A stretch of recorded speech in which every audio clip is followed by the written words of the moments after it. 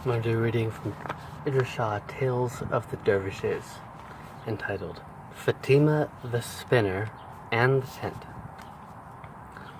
Once in a city in the farthest west, there lived a girl called Fatima.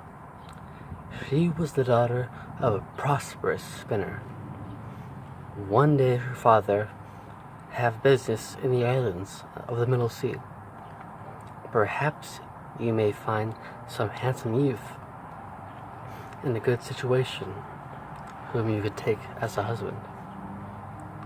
They set off and traveled from island to island, the father doing his trading while Fatima dreamt of the husband who might soon be hers.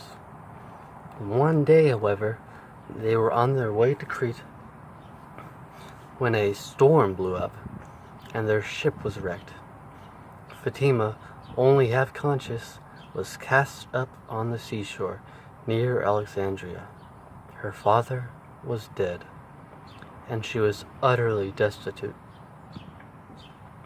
She could only remember dimly her life until then, for her experience of the shipwreck and her exposure in the sea had utterly exhausted her. While she was wandering on the sands, a family of clothmakers found her. Although they were poor, they took her into their humble home and taught her their craft.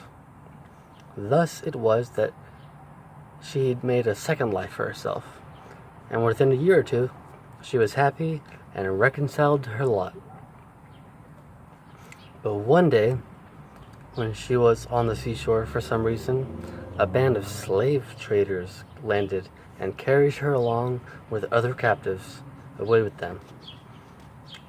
Although she bitterly lamented her lot, Fatima found no sympathy from her slavers, who took her to Istanbul and sold her as a slave.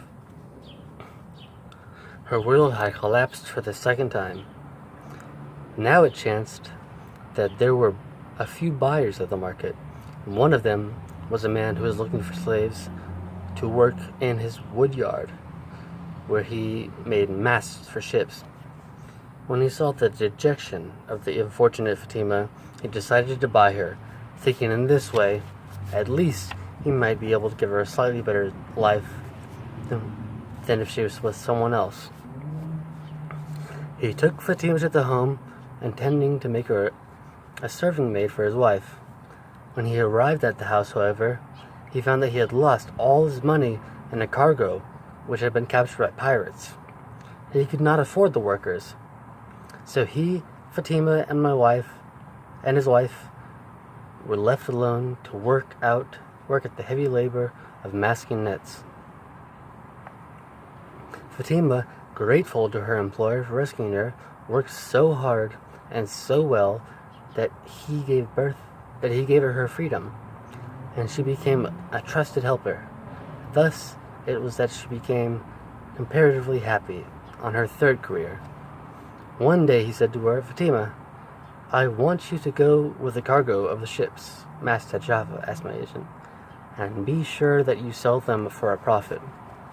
She set off, but when the ship was off the coast of China, a typhoon wrecked it, and Fatima found herself cast up on the seashore of a strange land. Once again, she wept bitterly, for she felt that nothing in her life was going in accordance with expectation. Whenever things seemed to be going well, something came and destroyed all her hopes. "Why is it," she cried, "for the third time, that whenever I try to do something, comes grief? Why should so many unfortunate things happen to me?" But there was no answer.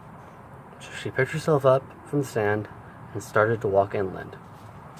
Now, it so happened that nobody in China had heard of Fatima or anything about her troubles, but there was a legend that a certain stranger, a woman, would one day arrive there, and that she would be able to make a tent for the emperor. And since there was yet nobody in China who could make tents, everyone looked upon the fulfillment of this prediction with the liveliest anticipation.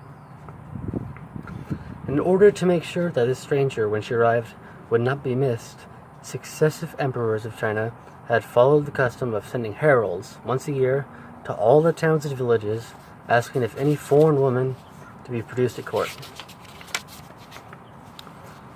When Fatima stumbled into the town of the Chinese seashore, it was one such occasion. The people spoke to her through an interpreter and explained that she would have to go see the emperor.